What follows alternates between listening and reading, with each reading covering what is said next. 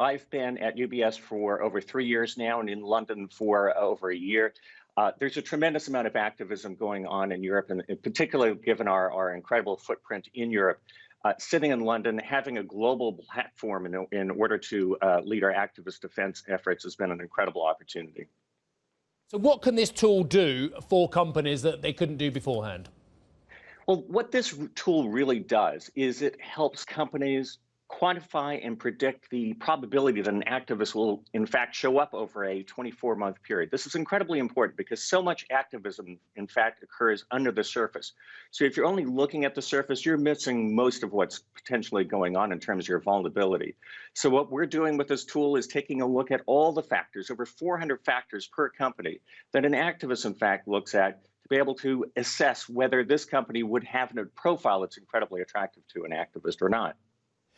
Darren, most activists I know want a redistribution of funds. They want more buybacks, they want more returns, they want special dividends, and that's been a history of where they've left balance sheets way underprepared for events like we've just seen over the last few months and continue to see as well. Is the biggest determinant whether an activist is going to come for you is whether your balance sheet is geared up enough? If so, isn't that a bit of an old world thing? Because now we know that actually balance sheets need to have a little bit more cash on board. Sure, absolutely. That's a great question. There are many things that activists are looking at. One is the liquidity of the balance sheet, and that's only one element. And activists are incredibly politically astute, and they know, most know, that if you're pushing too hard in terms of buybacks, in terms of dividends now, that's going to not be a winning story. So what activists are looking for ultimately is some element of undervaluation in the stock. And they're looking for structural ways of unlocking that undervaluation. So liquid balance sheet, only one element. They're really looking at how can you unlock that value more broadly. Just interesting looking at the other side of it, the activist offense, shall we call it in US sporting terms as well.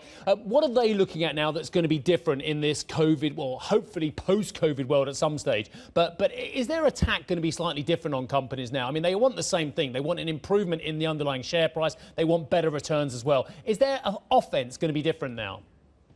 It's certainly going to be much more nuanced. There's going to be time spent on ESG matters. Many of the leading activists have become very sophisticated on the ESG front, and that really makes it imperative that companies also are front-footed in terms of ESG as we go forward. I think there will also be an opportunity for activists to attack companies in terms of how they perform since the beginning of COVID. So if you may have done incredibly well pre-COVID, but since COVID, in fact, has hit, your performance has underperformed your peers, that will give an opportunity for an activist to try to affect change.